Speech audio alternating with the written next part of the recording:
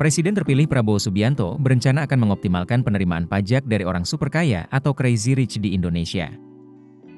Wakil Komandan Tim Kampanye Nasional Pemilih Muda, TKN Fanta, Prabowo Gibran Anggawira mengatakan bahwa kebijakan untuk mengoptimalkan penerimaan pajak dari orang kaya akan menjadi bagian dari strategi fiskal pemerintahan selanjutnya.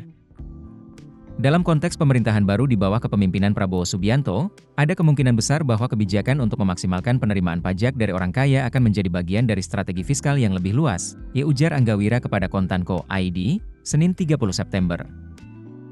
Anggawira menyebut, salah satu fokus yang mungkin diambil oleh Prabowo adalah memperkuat sistem perpajakan yang lebih adil dan efisien, termasuk membidik kelompok berpenghasilan tinggi yang selama ini potensi pajaknya belum tergali sepenuhnya. Ia memandang, potensi pajak dari orang kaya di Indonesia memang menjadi salah satu isu penting dalam memperluas basis penerimaan negara. Di berbagai negara, pajak dari kelompok berpenghasilan tinggi atau pemilik aset besar seringkali menjadi sumber pendapatan yang signifikan, jika tanya. Terkait regulasinya, ada beberapa opsi yang kemungkinan akan dipertimbangkan. Pertama, penguatan pengawasan dan kepatuhan pajak. Dalam hal ini, pemerintah bisa memperketat pengawasan terhadap kepatuhan pajak orang kaya dengan memanfaatkan teknologi dan kerjasama antar lembaga untuk memastikan bahwa mereka melaporkan dan membayar pajak sesuai ketentuan. Kedua, penerapan pajak kekayaan atau wealth tax.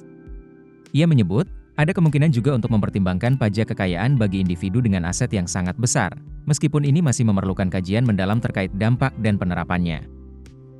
Ketiga, reformasi pajak penghasilan, PPH.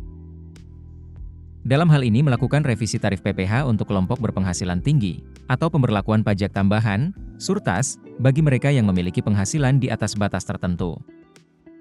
Semua ini tentu memerlukan proses regulasi yang matang dan perencanaan yang cermat agar kebijakan ini tidak hanya meningkatkan penerimaan negara, tetapi juga memastikan keadilan sosial dan ekonomi yang lebih baik, kata Anggawira.